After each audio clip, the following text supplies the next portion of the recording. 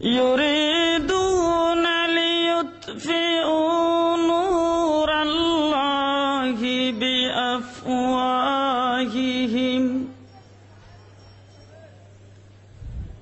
والله متم نوره ولو كره الكافرون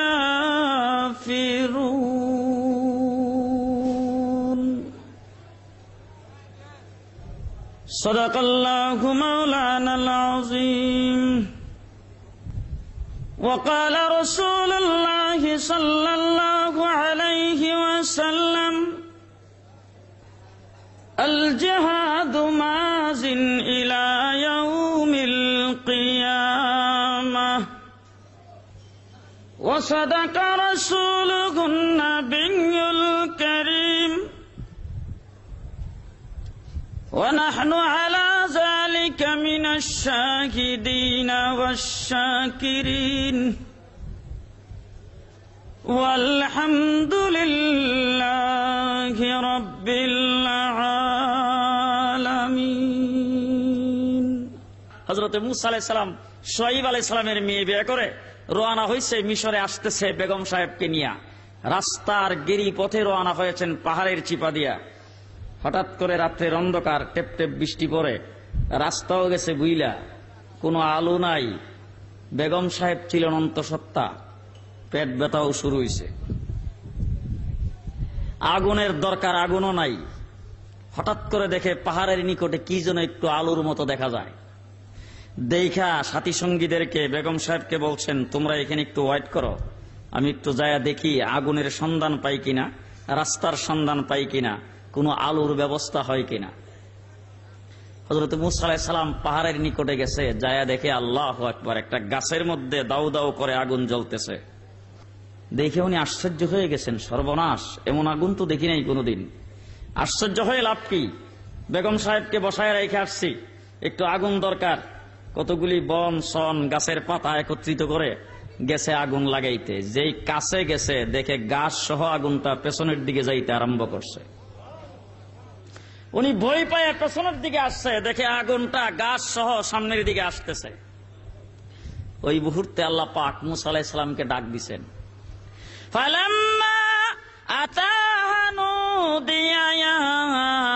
মুসা ইন্নী আনা রাব্বুক হে মুসা আমি রব কেমন রব আমি ফেরাউন তোমাকে দুনিয়ায় থাকতে দেবে না তুমি এক মুসার জন্য ৭০,০০০ সন্তানকে ফেরাউন হত্যা করেছে একজন মুসাকে শেষ করার জন্য ৭০,০০০ সন্তানকে শেষ করেছে আমার আল্লাহ বলেন মুসা আমি রব কেমন রব তোমাকে কেমন ভাবে লালন পালন করেছি আল্লাহ বলেন মুসা আমি তোমার মার কাছে ওহী নাজিল করেছি ফাওহাইনা ইলা উম্মি মুসা মুসার মার কাছে আমি ওহী নাজিল করেছি হে মুসার মা তোমার যদি মুসা আলাইহিস সালামকে লালন পালন করতে ফেরাউনের ভয় হয় তাহলে একটা বাক্স বানায়া বাক্সের ভিতরে তোমার শিশু বাচ্চাটাকে ঢুকায়া সাগরে ভাসাইয়া দিও আমি আল্লাহ পাক সাগরে তাকে লালন পালন করে তোমার কুলে আবার ফিরিয়ে দেব ভাইরে আমার হযরত মুসা আলাইহিস সালামের মা যখন ফেরাউনের জন্য যখন তার ভয় হয়ে গেল যে বাচ্চাটাকে মেরে ফেলবে একটা বাক্স বানায়া দিছে সাগরে ভাসায়া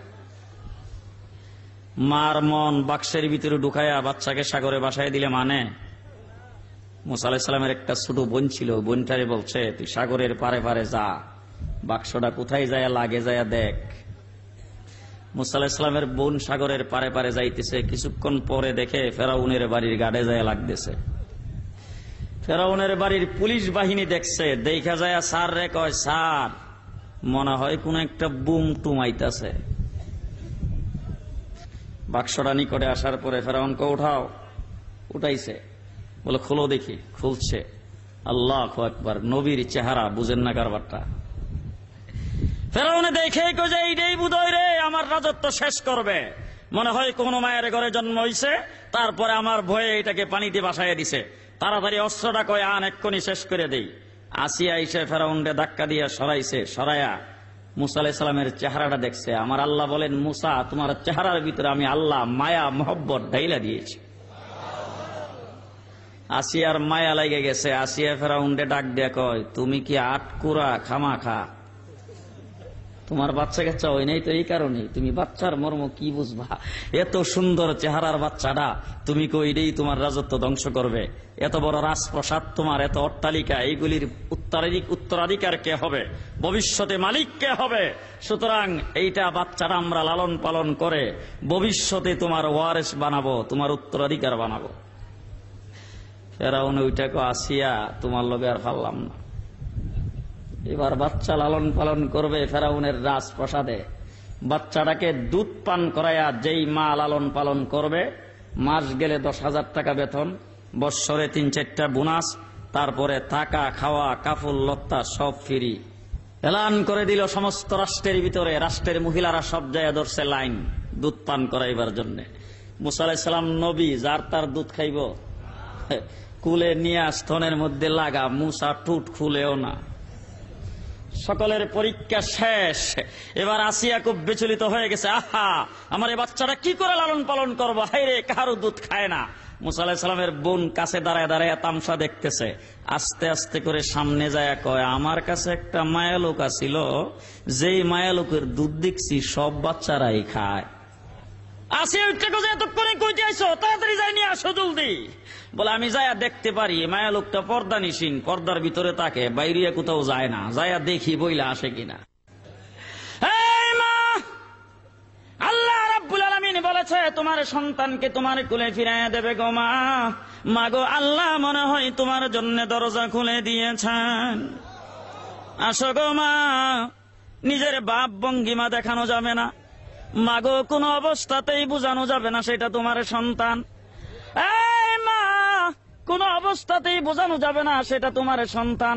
মাগো আসো, যদি বাচ্চা কোলে নাও, তোমার দুধ যদি পান করে, আল্লাহ নিশ্চয়ই তোমার জন্য আর তোমার সন্তানের জন্য দরজা খুলে দেবেন। হযরত মূসা আলাইহিস সালামের মা গেছে ফেরাউনের বাড়িতে, যাইয়া বাচ্চাটাকে কোলে নিছে। বাচ্চা কার কোলে গেছে? আল্লাহ বলছিল কার কোলে ফিরিয়ে দিব? যে স্তনের মধ্যে লাগাইছে, মূসা কটকট করে পান করতে আরম্ভ করছে। আসিয়া যায় মাথার মধ্যে মরাইতেছে আর কয়, মা, ওই এসি রুমটা তোমার লেগেই রাখছি।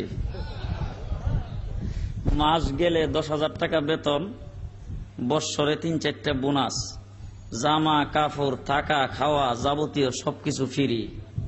মূসা আলাইহিস সালামের মা কয়, আমার সংসার আছে, বাল বাচ্চা আছে, আমার 14 গোষ্ঠী মায়ালোক জীবনও চাকরি করে নাই। তাফসীরের কিতাবে আসছে, আসিয়া খালি দরবার আয়, মূসার মা খালি ফিস্টান দেয়। আসিয়া কয় যে 12,000, বল ধুর 12,000, 24,000 দিলেও না। হযরত মূসা আলাইহিস সালামের মাকে আসিয়া ডাক দিয়া বলেছেন, শোনো, আর তো কারো দুধ খায় না, তোমার দুধ পান করেছে, বলো দেখি বাচ্চাটা কি করে লালন পালন করি। মূসার মা ডাক দিয়া বলে, আসিয়া, একটা পন্থা ছিল আমার কাছে, তোমার কবুল হবে না। বলে, সেটা কি? তুমি যদি বাচ্চাটাকে আমার কোলে দিয়ে দাও, আমি আমার বাড়িতে নিয়ে যাব।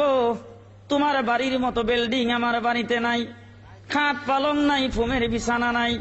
আমি যেইভাবে তাকে এইভাবে লালন পালন করব। সাবধান, মাস গেলে বেতনটা আর বোনাসটা, সুযোগ সুবিধা যা দেওয়ার সব আমার বাড়িতে পাঠাইবা। আসিয়া উঠতে যে কারো দুধ খায় না, তোমারটা যখন খাইছে কি আর করা, বাচ্চাটা তো পালন লাগবো, ঠিক আছে নিয়ে যাও। ফালাম্মা আতাহা নুদিয়া ইয়া মূসা ইন্নী আনা রাব্বুক। হে মূসা, আমি রব। কেমন রব? আসিয়া ফেরাউন তোমাকে দুনিয়ায় থাকতে দেবে না। আমি আল্লাহ রাব্বুল আলামিন আসিয়ার দিলের ভিতরে রহম ঢুকাইয়া দিয়া তুমি মূসাকে আল্লাহ আমি লালন পালন করাইছি। হযরত মূসা আলাইহিস সালাম, আল্লাহ পাক কথাবার্তা বলতেছেন মূসার সাথে, মূসা দাঁড়ায় দাঁড়ায় শুনতেছে। বিরক্ত হয়ে গেছেন নাকি? ফালাম্মা আতাহা নুদিয়া ইয়া মূসা ইন্নী আনা রাব্বুক ফাখলা'না আলাইক ইন্নাকা বিল ওয়াদিল মুকাদ্দাসি তুআ ওয়া আনা আখতারতুকা ফাসতামি' লিমা ইউহা ইন্নানি আনাল্লাহ লা ইলাহা ইল্লা আনা ফা'বুদুনি ওয়া আকিমিস সালাতা লিযিকরি ইন্নাস সাআতা আতিয়াতুন আকাদু উখফিহা লিতুজজা কুল্লু নাফসিম বিমা তাসআ ফালা ইয়াসুদ্দান্নাকা আনহা মান লা ইউমিনু বিহা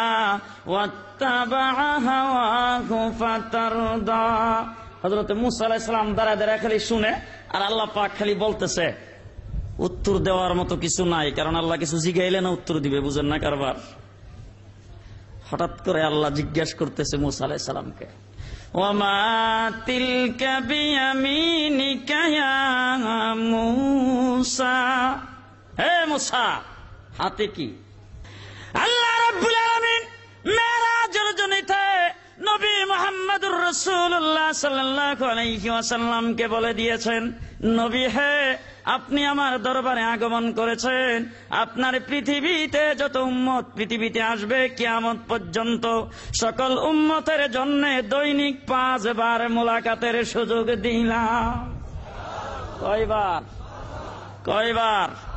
as-salatu mi'rajul mu'minin, নামাজ মুমিনের জন্য মেরাজ।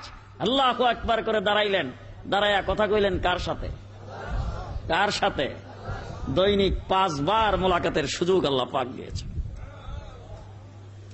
হযরত মূসা আলাইহিস সালাম মনে মনে ভাবতেছে যে সুযোগ যখন পাইছি বালা করে উত্তর দিতে হইব।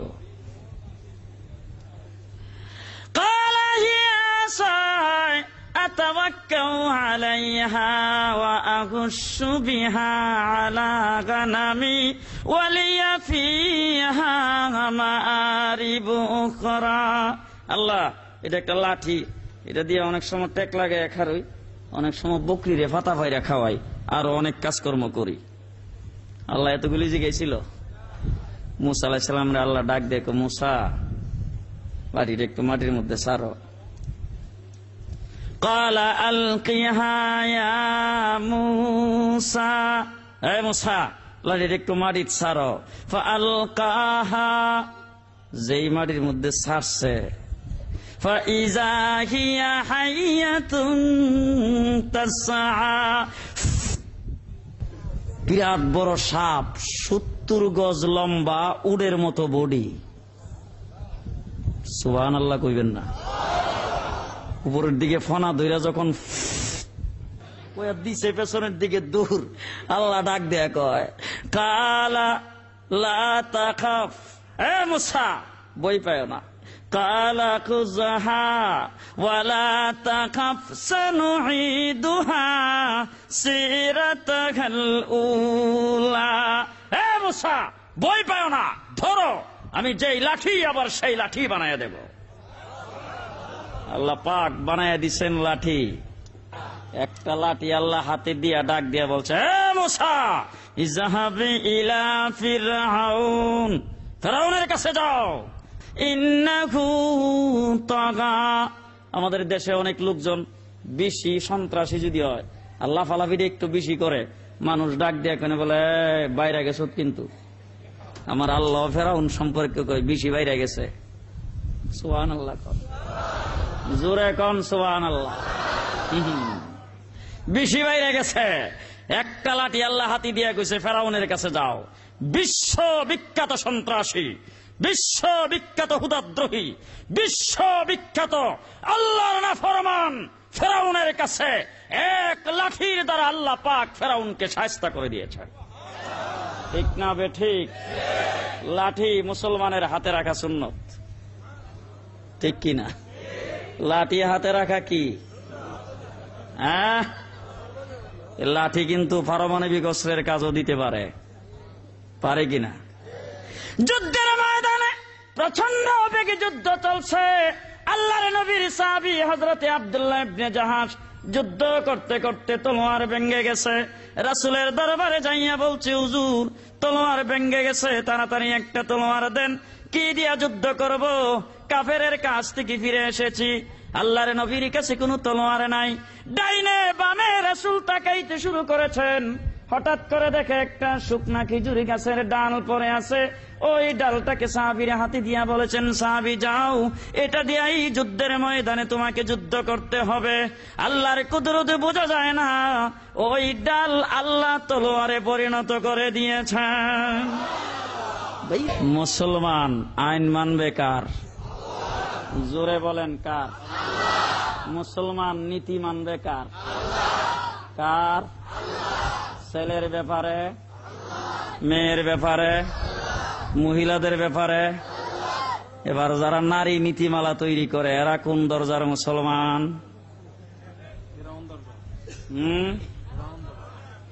মুসলমান আইন মানবে কার? আল্লাহর আইন সারা বাংলাদেশের মুসলমান কাহার আইন মেনে নেবে না। নাস্তিক মুরতাদদের আস্ফালন বাংলাদেশে বেশি দিন চলতে দেওয়া হবে না। আমার ভাইরা, পরিষ্কার ভাষায় বলতে চাই, কোরআনে কারিমে আল্লাহ পাক স্পষ্ট ভাষায় ঘোষণা করেছেন, লিজ্জাকারি মিসলু হাজ্জিল উনসাইন, এক বাবার ছেলে যতটুক পাবে দুই বোন পাবে তার সমান। ঠিক না বেঠিক? দুই বোনে যতটুক পাবে এক ছেলে পাবে বাবার সম্পদে তার সমান। কে ঘোষণা করেছেন? আর জোরে বলেন কার ঘোষণা? এই ঘোষণা করে কি আল্লাহ পাক বেইনসাফ করেছেন? আল্লাহ কি মহিলাদেরকে ঠগাইছেন? ওরে বাবারি বাবা, এবার নাকি আল্লাহ পাক মহিলাদেরকে ঠগাইয়া ফেলছেন।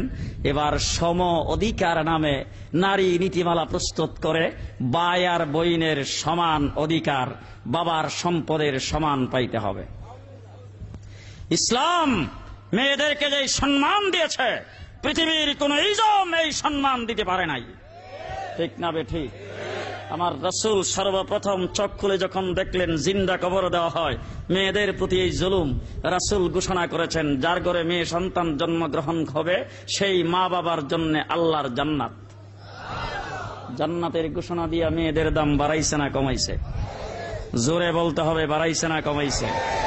আমার নবী মুহাম্মদুর রাসূলুল্লাহ সাল্লাল্লাহু আলাইহি ওয়াসাল্লাম বলেছেন, 2 নম্বর মনে রাখবেন, হুজুর সাল্লাল্লাহু আলাইহি ওয়াসাল্লাম বলেছেন, হে আমার উম্মতেরা, তোমরা যদি কোথাও বাহিরে বেড়াইতে যাও, ঘরে আসার সময় খালি হাতে আসবে না, কিছু নিয়ে আইসো।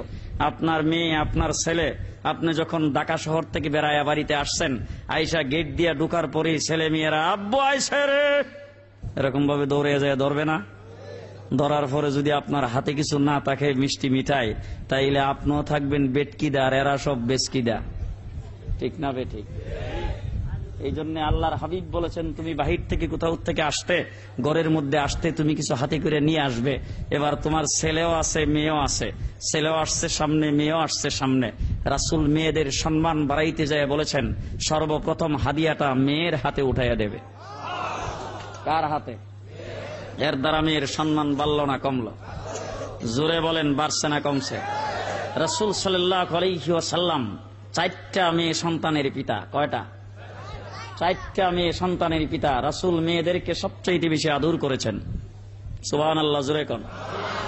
আমার ভাইরা, হুজুর আকরাম সাল্লাল্লাহু আলাইহি সাল্লাম, উলামায়ে কেরাম এখানে আছে, আপনারা সাক্ষী দেবেন, আমার রাসূল হযরতে খাদিজাতুল কুবরাকে ভালোবাসতেন কিনা? হুজুর আকরাম সাল্লাল্লাহু আলাইহি ওয়াসাল্লাম আয়েশা সিদ্দিকাকে ভালোবাসতেন কিনা?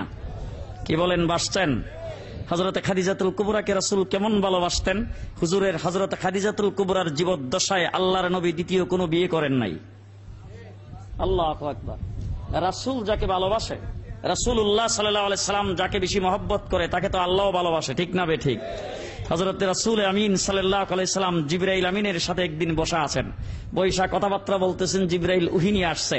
হঠাৎ করে জিবরাইল ডাক দিয়ে বলে, হুজুর আমি দেখতে পাচ্ছি খাদিজাতুল কুবরা আপনার দরবারে আসতেছে। আমি খাদিজাতুল কুবরাকে আসার সুযোগ করে দিই, আমি এখন চলে যাই। তবে খাদিজা আপনার দরবারে আসলে একটা সুসংবাদ শোনায়া দিবেন।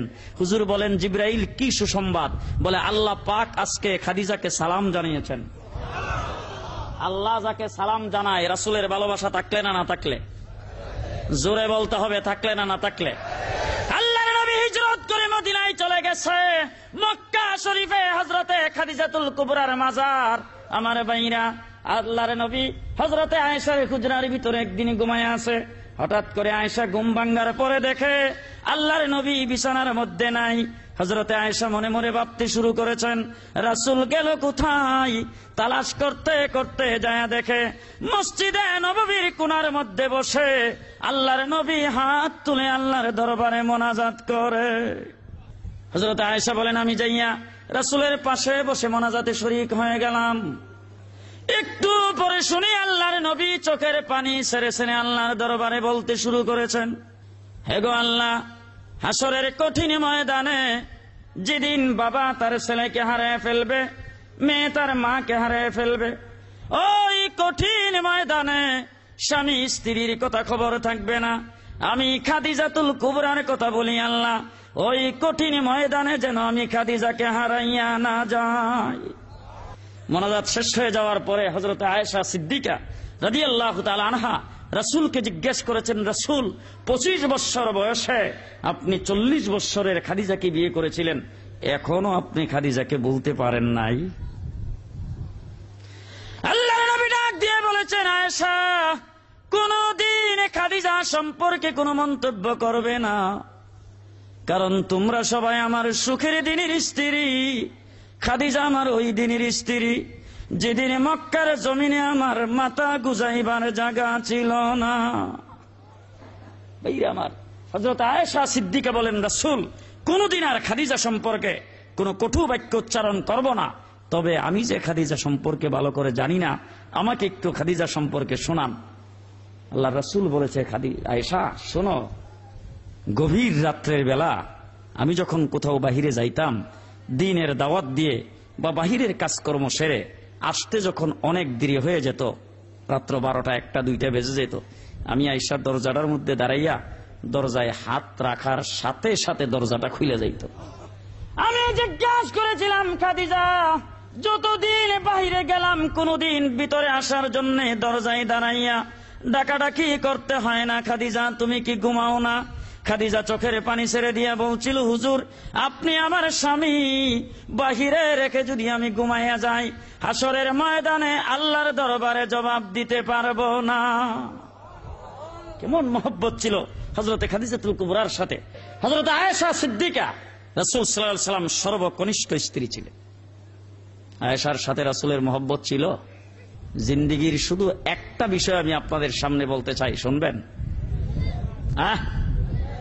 গভীর রাত্রির বেলা আল্লাহর নবী ঘরের মধ্যে এসে হযরতে আয়েশাকে ডাক দিয়া বলেছেন, আয়েশা তুমি তো আমার সর্বকনিষ্ঠ সবচাইতে অল্প বয়সের স্ত্রী।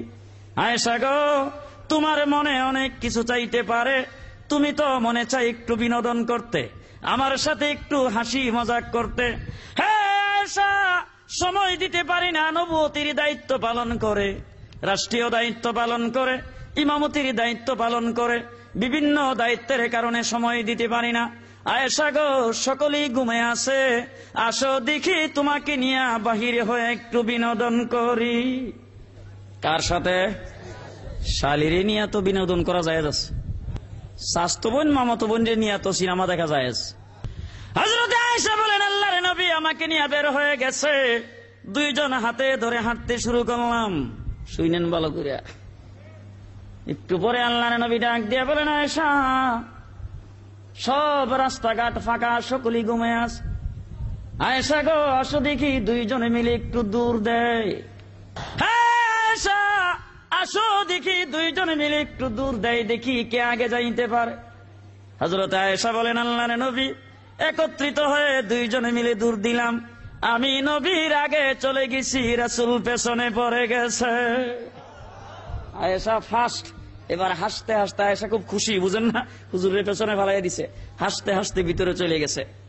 কিছুদিন পরে আল্লাহর নবী হযরত আয়েশার হুজরার ভিতরে এসে আয়েশাকে ডাক দিয়ে বলেছেন, আয়েশা গো আসো দেখি আজকেও সকলে ঘুমিয়ে আস, ওই দিনের মতো আজকেও তোমাকে নিয়ে একটু বিনোদন করি। হযরত আয়েশা বলেন, আমাকে নিয়ে বের হয়ে যাওয়ার পরে রাসূল ডাক দিয়ে বলেছেন, আয়েশা ওই দিনের মতো আজকে চলো দেখি একটু দূর প্রতিযোগিতা করি। হযরত আয়েশা বলেন, আমার শরীরটা একটু মোটা হয়ে গেছে, আমি একটু বার হয়ে গেছি, আজকে রাসূলের সাথে দূর দিয়েছি, হুজুর আমার আগে চলে গেছে, আমি রাসূলের পেছনে পড়ে গেছি। আল্লাহর নবী আগে যাইয়া আয়েশার দিকে পেছনের দিকে ফিরে ডাক দিয়ে বলেছেন, হে আয়েশা, ওই দিনের জবাবটা আজকে তোমারে দিয়ে দিলাম। কেমন খুশি আমার ভাইরা। হাকিমুল উম্মত হযরত তানভী রাহমাতুল্লাহি আলাইহি একদিন উনার বেগম সাহেবকে নিয়ে এক জায়গায় বেড়াইতে যাচ্ছেন। দুই দিক জঙ্গল, পাহাড়, পাহাড়ের মধ্যখান দিয়ে রাস্তা। উনি দেখেন সামনে পেছনে ডাইনে বামে কোন লোকজন নাই। বেগম সাহেব আর উনি, খাদেম খুদামারাও কেউ সাথে নাই। এক জায়গায় দাওয়াত খাইতে যাচ্ছেন, পারিবারিক দাওয়াত। হাকিমুল উম্মত তানভী রাহমাতুল্লাহি আলাইহি বেগম সাহেবকে ডাক দিয়ে বলেন, বেগম, নবীর সুন্নতের উপরে কিছু না কিছু সবগুলোর উপরে আমল করি, আমল আছে, তবে একটা সুন্নতের উপর আমল করার সুযোগ পাই নাই। আজকে সেই সুন্নতের উপর আমল হবে, চলো দুইজনে মিলে একটু দূর প্রতিযোগিতা করি। আমার ভাইরা, যেই কথাটা আমি আপনাদের সামনে বলতে চাই, আল্লাহর নবী আয়েশাকে ভালোবেসেছেন, খাদিজাকে ভালোবেসেছেন, কিন্তু রাসূল আয়েশা খাদিজা সম্পর্কে জান্নাতের সরদারিনী হবে ঘোষণা না করে রাসূলের মেয়ে ফাতেমা সম্পর্কে রাসূল ঘোষণা করেছেন। ঠিক না বে ঠিক? এই ঘোষণা করে মেয়েদের দাম বাড়াইছে না কমাইছে? জোরে বলেন, বাড়াইছে না কমাইছে? আল্লাহর নবী এই ইশারা করেছেন, হে উম্মতেরা, আমি আমার মেয়েকে ভালোবাসতে বাসতে জান্নাতের সর্দারিনী ঘোষণা করেছি, তোমাদের ঘরে মেয়ে হইলেও তোমরা ভালোবাসো। ঠিক না বে ঠিক? মেয়েদের দাম বাড়লো না কমলো? ভাইরা আমার, এবার আসুন, কুরআন বলছে লিজ্জাকারি মিসলু হাজ্জিল উনসাইন, মেয়ে পাবে বায়ের অর্ধেক। দুই মেয়ে যতটুক পাবে, এক ছেলে ততটুক পাবে। এর দ্বারা কি আল্লাহ বেইনসাফ করেছেন? আমার ভাইরা, আমি জিজ্ঞেস করতে চাই, মেয়ে যখন বিয়ে দেওয়া হয় তখন শ্বশুর বাড়ির থেকে অর্থাৎ জামাইয়ের কাছ থেকে মোহর লওয়া হয় কিনা? মোহরের অর্ধেক তো বাবার। কার মোহর? 1 লক্ষ টাকা মোহর নিয়ে মেয়েটাকে বিয়ে দেওয়া হলো। এবার মেয়ে যখন স্বামীর বাড়িতে গেছে, 1 সপ্তাহ পরে তার ডায়রিয়া হয়েছে। ডায়রিয়া হওয়ার পরে হাসপাতালে ভর্তি করে স্বামী তাকে বলছেন, দেখো, তোমাকে আমি মোহর দিয়ে বিয়ে করছি, তোমার মোহরের টাকাটা সবটাই তোমার কাছে রয়ে গেছে, সুতরাং এখন চিকিৎসা খরচ যেটা হবে এটা তোমার মোহরের টাকার থেকে কইরো। চিকিৎসার খরচ দেওয়ার দায়িত্ব কার? তেল শেষ হয়ে গেলে কিনা দেওয়ার দায়িত্ব কার? জামা কাপড় ছিঁড়ে গেলে দেওয়ার দায়িত্ব কার? খাওয়া পরা ভরণ পোষণ দেওয়ার দায়িত্ব কার? মোহরের টাকাটা গেল কই? ভালো করে বুঝছেন। 1 নম্বরে মেয়ে পাইল স্বামীর কাছ থেকে মোহর, 2 নম্বরে পাইল বাবার সম্পদ থেকে বায়ের অর্ধেক। ঠিক না বে ঠিক? জোরে বলেন, ঠিক কিনা? এবার বাবা ইন্তেকালের পরে বাবার জন্য যদি কিছু খরচ করতে হয়, মেয়ে করবে না ছেলে? জোরে বলেন, মেয়ে না ছেলে? এবার আত্মীয় স্বজনকে দাওয়াত করে খাওয়াইতে হবে, এই মেহমানদারি করবেন, মেয়ে না ছেলে? এবার মেয়ে যে বোন যে বিয়ে দিছে, বোনের জামাই কয়েকদিন পর পর 2-4-5 জন মেহমান, 2-4-5 জন বন্ধু বান্ধব নিয়ে গর্ব করে আইসা সুমন্দি শালার বাড়িতে বেড়াবেন, এই মেহমানদারিটা করবেন কে? বৎসরে একবার তালই মাওই শ্বশুর শাশুড়িরে সহ, তারপরে বোনরে, বাইগনা বাগনি সবাইরে জামা কাপড় দিতে হবে, সেই দায়িত্ব পালন করলো কে? আমার ভাইরা, এবার প্রতি বৎসর আম কাঁঠালের সময় বোনের জামাইয়ের বাড়িতে আম কাঁঠাল পাঠাইতে হবে, ঈদের সময় বিভিন্ন জিনিসপত্র পাঠাইতে হবে, বৎসরে একবার দাওয়াত করে এনে খাওয়াইতে হবে, এই দায়িত্ব পালন করলো কে? আমার ভাইরা, 14 গোষ্ঠীর যাবতীয় সবকিছুর দায়িত্ব পালন করলো ভাই। আর বোন বাবার সম্পদ পাওয়ার পরে 1 টাকা খরচের দায়িত্ব আল্লাহ পাক দেয় নাই। আল্লাহ কি বেইনসাফ করেছেন? জোরে বলেন, বেইনসাফ করেছেন? 2 নম্বর পাইল বাবার সম্পদ থেকে ভাইয়ের অর্ধেক। 3 নম্বরে আসুন, মার যদি সম্পদ থাকে বোনে মালিক হয় কিনা? মার সম্পদ থাকলে মেয়ে পায় কিনা? এবার মা মারা যাওয়ার পরে খতম পড়াইব কে? যে মেয়ে। মাদ্রাসায় মার জন্য 5000 টাকা দান করতে হবে, সেটা করবো কে? আলেম ওলামারে হাদিয়া দিয়া দোয়া চাইতে হইলে সেটা চাইব কে? যাবতীয় সবকিছু করলো ছেলে, মার সম্পদ থেকে মেয়ে পাইল, 1 টাকা খরচের জায়গা নাই। এবার আসুন, যেই ছেলে তাকে মোহর দিয়ে বিয়ে করলো, যেই ছেলে তাকে মানে বরণ পোষণ দিল, যাবতীয় সবকিছু দিল, এই স্বামীর যদি সম্পদ থাকে সেই সম্পদের অধিকার মেয়ে হয় কিনা? এই সম্পদের অধিকার স্ত্রী হয় কিনা? তাইলে 4র্থ নম্বরে স্বামীর কাছ থেকে পাইল, বাবার কাছ থেকে পাইল, মার কাছ থেকে পাইল, স্বামীর কাছ থেকে পাইল, মোহর পাইল। 4 জায়গার থেকে পাইয়া হিসাব করে দেখেন 1 টাকা খরচের জায়গা নাই। মেয়ে জিতলো না ছেলে জিতলো? আর জোরে বলেন, মেয়ে জিতলো না ছেলে জিতলো? আমার ভাইরা, আজকে যারা নারী অধিকারের নামে, সমান অধিকারের নামে নারী নীতিমালা তৈরি করেছে, তারা মেয়েদেরকে ঠকাইতে চায়। এই ঠক বাংলাদেশের কোন মহিলারাও মেনে নেবে না। আরো জোরে বলেন।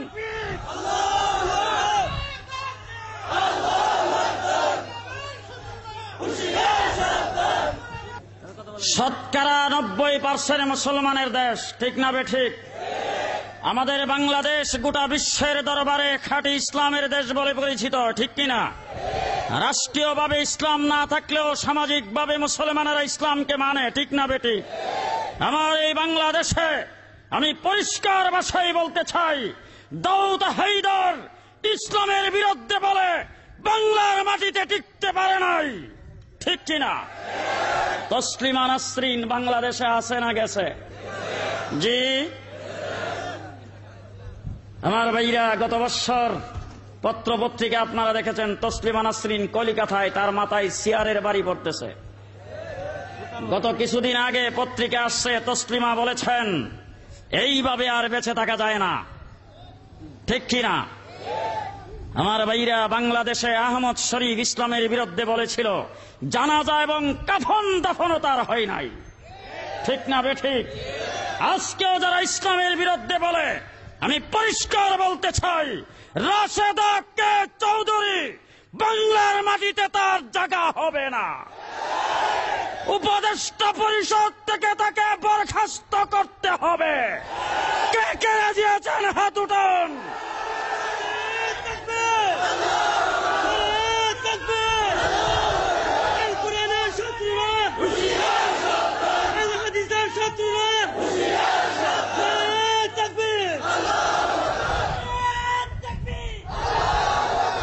বর্তমান নির্দলীয় নিরপেক্ষ তত্ত্বাবধায়ক সরকার ক্ষমতায় আসার পরে অনেকগুলি ভালো কাজ করেছেন, আমরা এই জন্য ধন্যবাদ জানাই।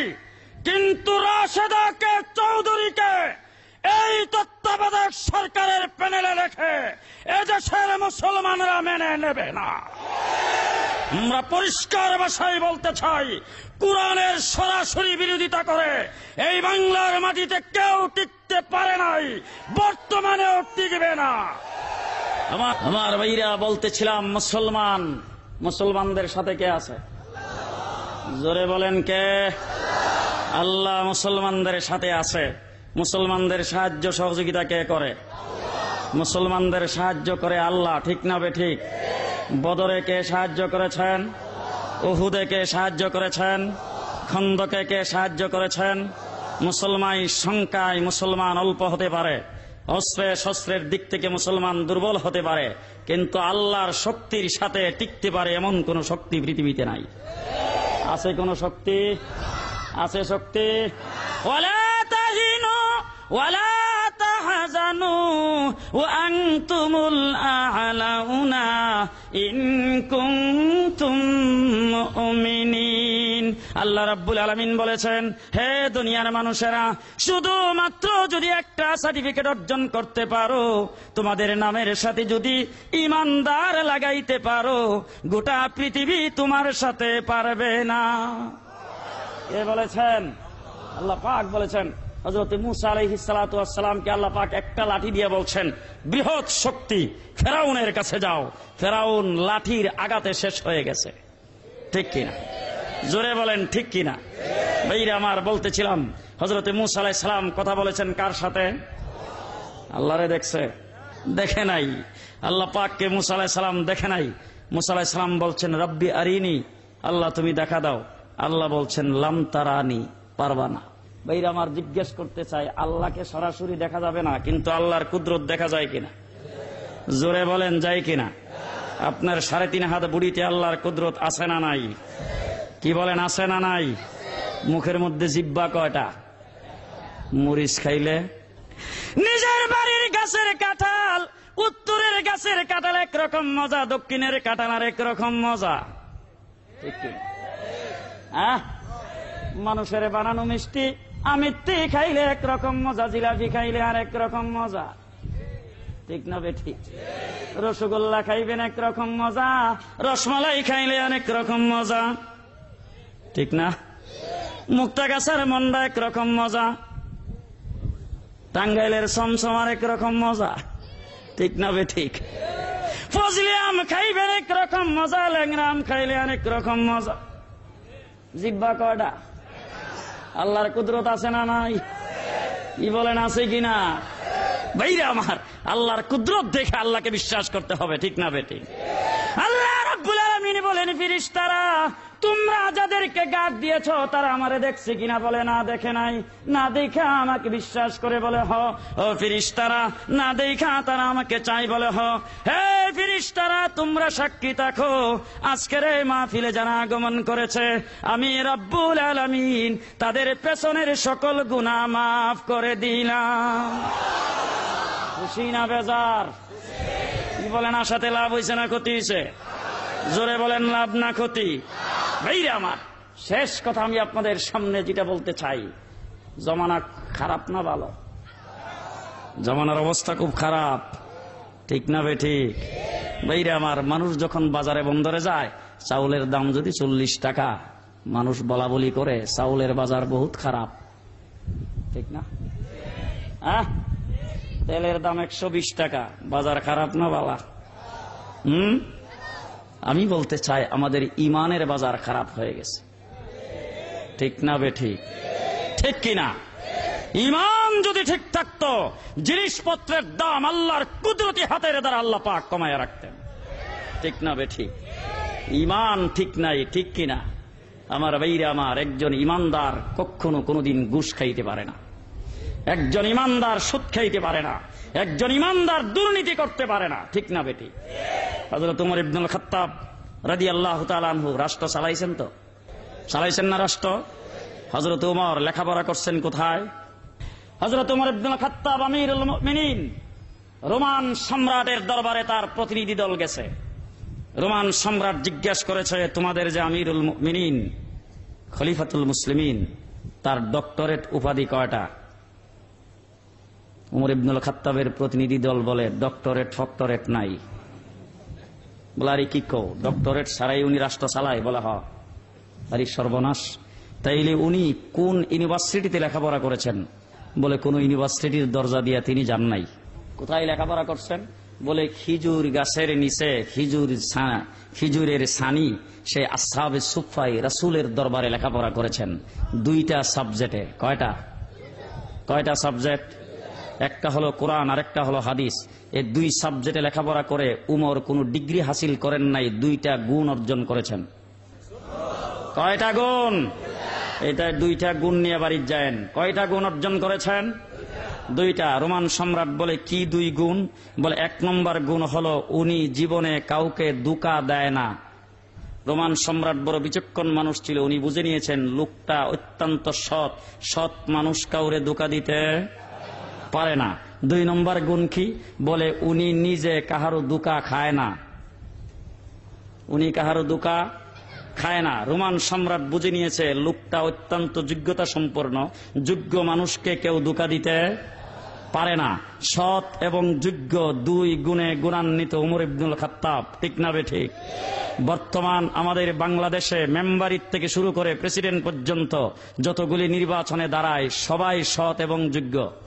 পেপার পত্রিকায় পোস্টার হ্যান্ডবিলে সর্বপ্রথম উপরে হেডলাইনে লেখা থাকে সৎ যোগ্য সমাজ সেবক, ঠিক না বে ঠিক? ত্রাণের টিন পুষ্কুনিত পাওয়া গেছে, ত্রাণের টিন পুষ্কুনিত পাওয়া গেছে, ত্রাণের বিস্কিট গড়ে তাইখা পড়ছে, ত্রাণের চাউলের বস্তা গড়ে তাইখা পড়ছে। আত্মসাৎ করেছে সৎ এবং যোগ্য। 2 গুণে গুণান্বিত ওমর ইবনুল খাত্তাব আদারা জাহান শাসন করেছে। তার রাষ্ট্রের ভিতরে কোথাও কোনো দুর্নীতি নাই, ঠিক না বে ঠিক? হয়েছে কোনো দুর্নীতি? হয় নাই।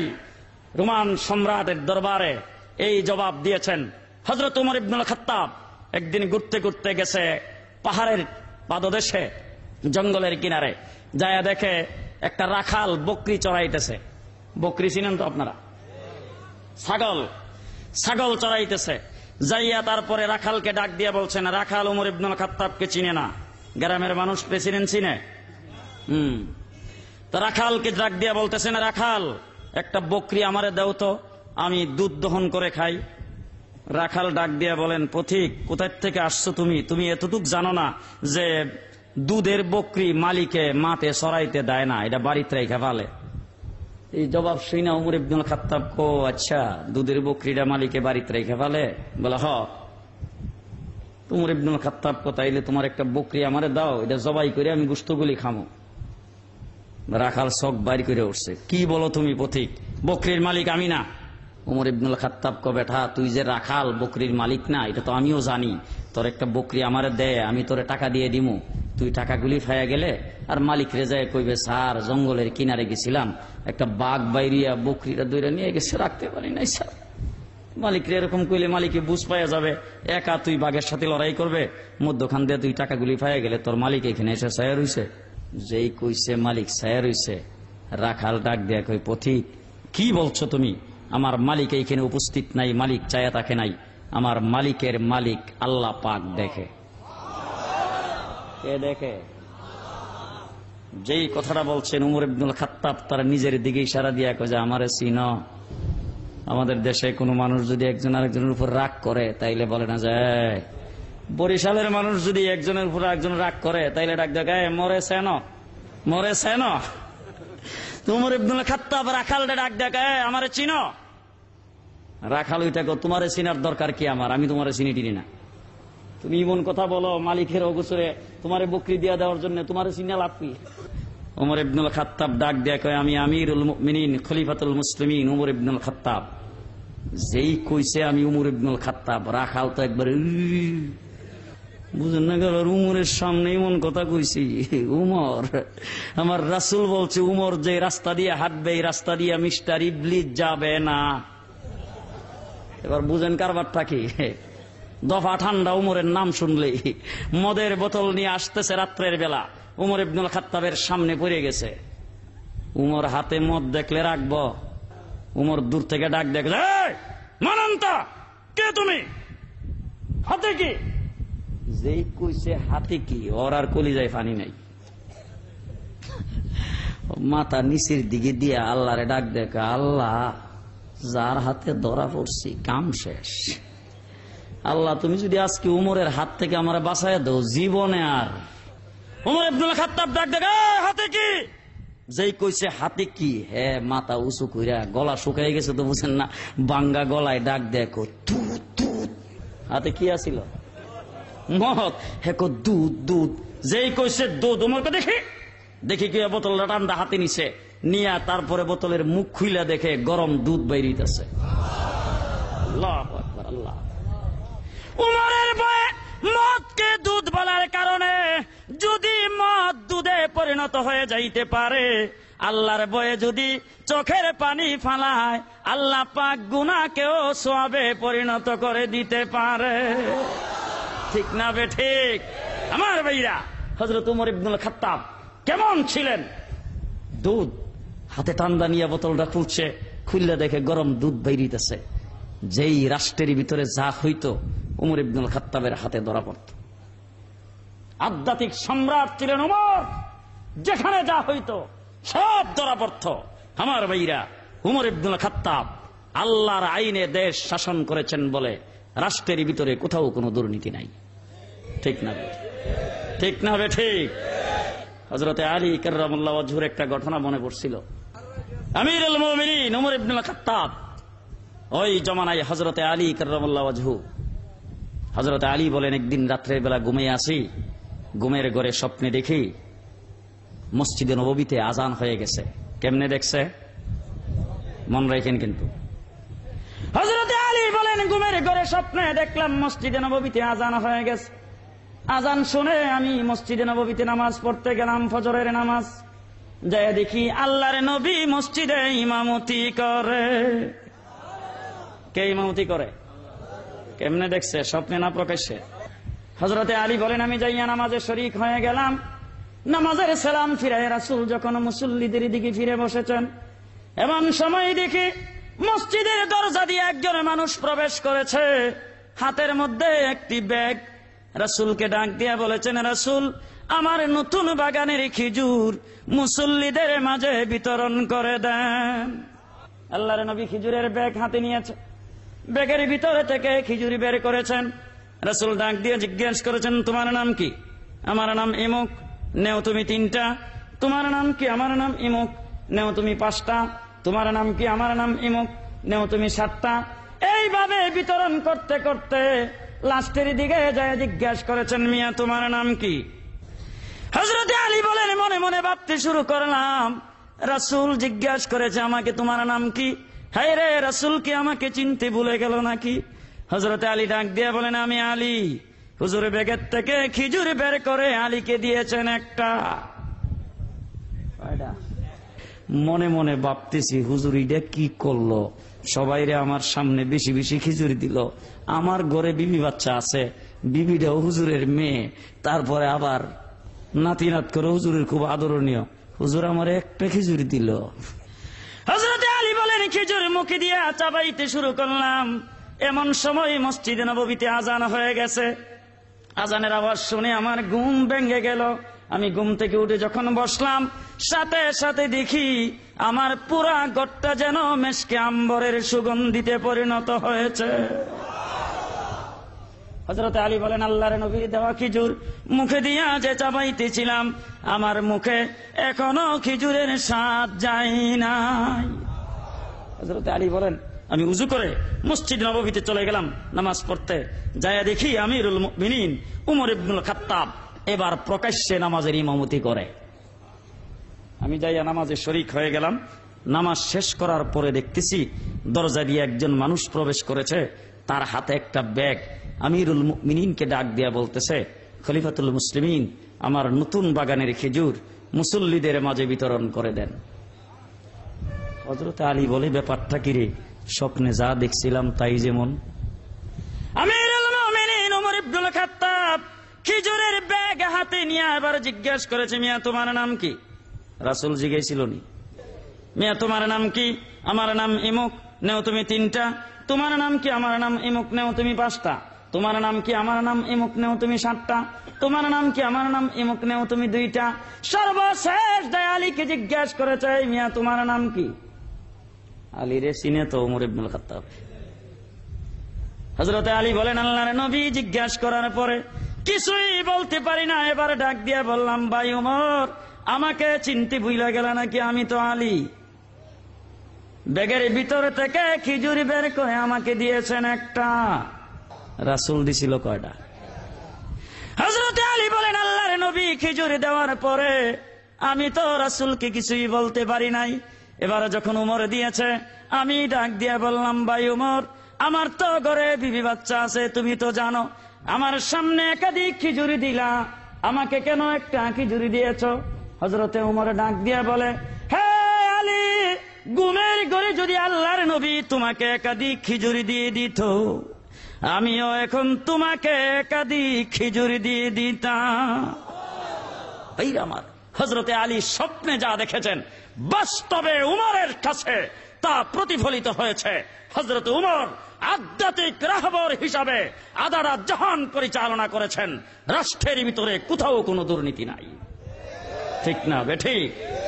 এই আমার সেই উমর আমিরুল মুমিনিন অবস্থায় একটা মাঠের কিনারে গেছে, সামনে বিরাট বড় মরুভূমি, মরুভূমিটার দিকে তাকায় আছে। চেহারাটা খুব খারাপ, মনে হইছে কি যেন চিন্তা করতেছে। লোকজন এসে জিজ্ঞাসা করেছে, উমর কি চিন্তা ভাবনা করো এইখানে দাঁড়ায়া দাঁড়ায়া? উমর ইবনুল খাত্তাব বলে, আমার অতীত জমানার একটা কথা মনে পড়ছে, এইটা নিয়ে আমি খুব চিন্তিত। হ্যাঁ উমর, কি কথা তোমার মনে পড়েছে? বলে, শোনো, আমি মুসলমান হওয়ার আগে, কোরআন ধরার আগে, আল্লাহকে চিনার আগে, রাসূলের দরবারে আসার আগে আমি এই মাঠের মধ্যে বকরি চড়াইতাম। আমি বকরির রাখাল ছিলাম, ছাগলের রাখাল ছিলাম, কিন্তু আমার অবস্থাটা ছিল লাঠি ডান্ডা দিয়া ছাগল রাখতে পারতাম না।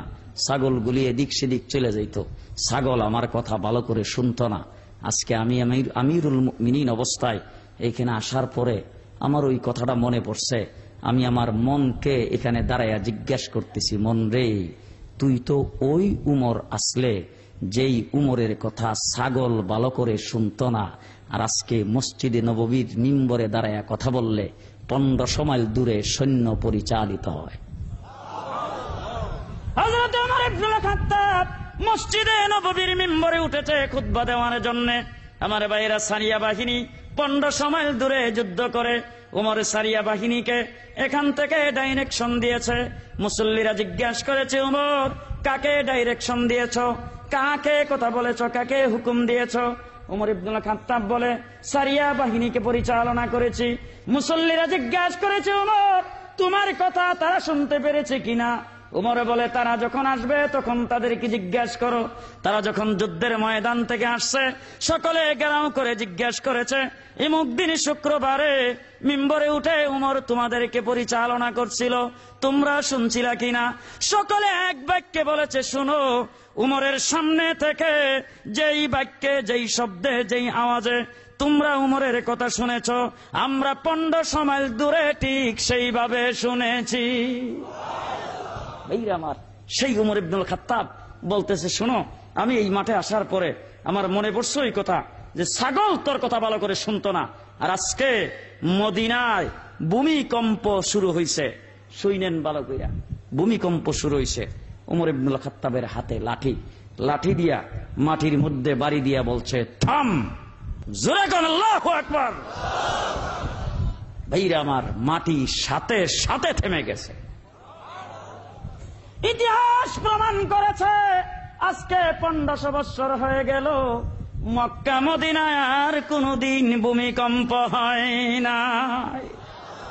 ভাইরা আমার, বুজুর্গানে দিন বলেছেন, উমরের লাঠির আঘাতে ভূমিকম্প থেমে গেছে, কিয়ামত পর্যন্ত মক্কা মদিনায় ভূমিকম্প হবে না। ভাইরা আমার, সেই উমর ইবনুল খাত্তাব বলে, ছাগল আমার কথা ভালো করে শুনতো না। আর আমি মসজিদে নববীতে বৈশা চিঠি লিখছি মিশরের নদীর কাছে। আমার চিঠি পাইয়া নদীর মধ্যে পানি আসছে। আমি আমার মনকে জিজ্ঞাসা করেছি, মন রে, ছাগল তোর কথা শুনতো না, আজকে কিসের বিনিময়ে মাটিকে হুকুম দিলে মাটি তোর কথা শুনে, পাহাড়কে হুকুম দিলে পাহাড় তোর কথা শুনে, নদীর পানিকে হুকুম দিলে নদীর পানি তোর কথা শুনে? কোরআনের কারণে। কিসের কারণে? জোরে বলেন, কিসের কারণে? কোরআনের কারণে। সেই কোরআনের বিরোধিতা হবে আমি আপনি জীবিত থাকতে, এটা কি কোনো মুসলমান সহ্য করতে পারে? জোরে বলেন, পারে? আমার ভাইরা, এই জন্য বলতে চাই, বাংলার মাটিতে যারা কোরআনের বিরোধিতা করে, সরকারকে বলবো তাদেরকে, তাদের মুখকে স্তব্ধ করেন, নতুবা দেশের মুসলমান বেশি দিন চুপ করে থাকবে না। আমার ভাইরা,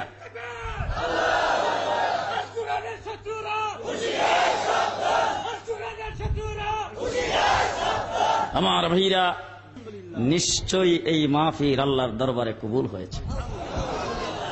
আমরা আশা করব, আমি জানি না আপনারা আশা করেন কিনা, আমি আশা করব প্রতি বৎসর এই বাস টার্মিনালে এই ধরনের সিরাত মাহফিল, ইসলামী সম্মেলন অনুষ্ঠিত হবে। আপনারাও কি এই ব্যাপারে একমত? যারা ইন্তজাম করেছেন তাদের সকলকে অন্তরের অন্তঃস্থল থেকে মোবারকবাদ জানাই। যারা শুনতে এসেছেন আপনাদের সকলের কাছে আমি মোবারকবাদ জানাই, দোয়ার প্রার্থী। আপনারা সকলে আমার জন্য দোয়া করবেন, আমিও আপনাদের জন্য দোয়া করি। যতদিন আসমান আসমানের জায়গায় থাকবে, জমিন জমিনের জায়গায় থাকবে, আল্লাহ যেন আমাদের এই দেশটাকে ইসলাম এবং মুসলমানের জন্য কবুল করে। সকলে বলেন আমিন, আরো জোরে বলেন আমিন। সর্বশেষ আল্লাহর দরবারে শুকরিয়া আদায় করছি, 90% মুসলমানের দেশে নার্গিস নামের সেই জলুচ্ছ্বাস আমাদের দেশে আঘাত করে নাই। আমাদেরকে আল্লাহ হেফাজত করেছেন। জোরে বলেন আমিন। সকলেই বলেন আলহামদুলিল্লাহ। আল্লাহ যেন আসমানি জমিনি সকল বালাত থেকে আমাদের এই দেশকে হেফাজত করে। মাঠ ভরা ফসল আল্লাহ যেন সকলকে গড়ে উঠাইবার তৌফিক দান করেন। আমাদের দেশের জিনিসপত্রের দাম বেড়ে গেছে। আমার ভাইরা, মানুষের দাম যখন কমে যায়, জিনিসপত্রের দাম তখন বেড়ে যায়। মানুষের দাম কমছে না বাড়ছে? মানুষের দাম কমে গেছে, জিনিসপত্রের দাম বেড়ে গেছে। আমরা আল্লাহ পাকের দরবার থেকে দূরে সরে গেছি। এই জন্য আমাদেরকে আল্লাহ পাক বিভিন্নভাবে গজব আযাবের সংকেত দিচ্ছেন। আল্লাহ যেন সকল গজব এবং আযাব থেকে আমাদেরকে হেফাজত করেন। সকলেই বলেন আমিন। আল্লাহ, জামালপুরের বাস টার্মিনালে এই বেহেশতের বাগানের ভিতরে বসে দাঁড়ায়, আয় আল্লাহ, যারা প্রথম থেকে শেষ পর্যন্ত, আয় আল্লাহ, যারা প্রথমে মধ্যখানে এবং শেষে আলোচনা শুনেছেন, রব্বুল আলামিন হাসরের কঠিন ময়দানে মুসিবতের দিনে আমাদের এই মাহফিল আমাদের সকলের জন্য নাজাতের জরিয়া করে দিও। রব্বুল আলামিন অগণিত পাপ করে ফেলেছি, পাপের দিকে তাকাইলে জাহান্নামের আগুন ছাড়া আর কিছু দেখি না। মাবুদ গো, তোমার দরবারে হাত উঠাইতেও লজ্জা করে আল্লাহ। রব্বুল আলামিন তুমি মেহেরবান, আয় আল্লাহ তুমি গাফফার যুনুব। আয় আল্লাহ আমরা যত পাপ করেছি তোমার রহমতের দরিয়ার চাইতে অনেক বড়। আয় আল্লাহ আমরা যত পাপ করেছি তোমার গাফফার নামের গুণের চাইতে কোটি কোটি গুণ বড়। আয় আল্লাহ তুমি নিজেই বলছো লা তাকনাতু মির রাহমাতিল্লাহ। রব্বুল আলামিন তোমার ঘোষণা অনুযায়ী তোমার শাহী দরবারে হাত উঠাইতে সাহস করেছি। মাবুদ গো, মেহেরবানি করে আজকের এই মাহফিলের উসিলায়, উলামায়ে কেরামের উসিলায়, বেহেশতের বাগানের উসিলায় আমাদের জিন্দেগীর সকল গুনাহ খাতা তুমি মাফ করে দাও। রব্বুল আলামিন আমাদের মা বাপ, দাদা দাদি, নানা নানি, খেশ আকরাবা, আত্মীয় স্বজন, আল্লাহ বন্ধু বান্ধব আমাদেরকে ছেড়ে কবরে শুয়ে গেছে, মেহেরবানি করে তাদের কবর আযাব মাফ করে দাও। রব্বুল আলামিন জানি না এই মজলিসে যারা হাত উঠায়ছেন কার মা দুনিয়ার থেকে বিদায় হয়ে গেছে, কার বাবা বিদায় হয়ে গেছে। মাবুদ, অনেকে বাপ হারা, অনেকে মা হারা, অনেকে বাপ মা দুজনই হারিয়ে ফেলেছেন। মাবুদ গো, এই মা বাবার কবরে যদি আযাব হয়ে থাকে মেহেরবানি করে কবরটাকে জান্নাতের বাগান বানায়া দাও। রব্বুল আলামিন মা বাবার কবরকে জান্নাতের টুকরা বানায়া দাও।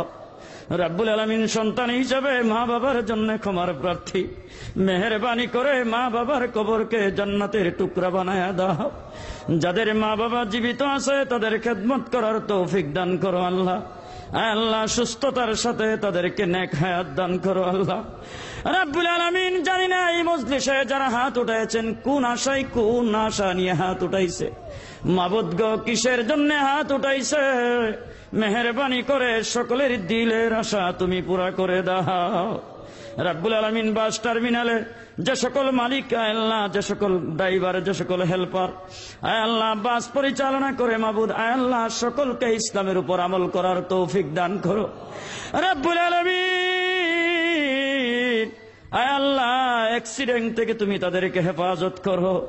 রব্বুল আলামিন রাস্তাঘাটের বিপদ আপদ থেকে তুমি সবাইকে হেফাজত করো। রব্বুল আলামিন এই বাংলার জমিনকে তুমি গজব এবং আযাব থেকে হেফাজত করো আল্লাহ।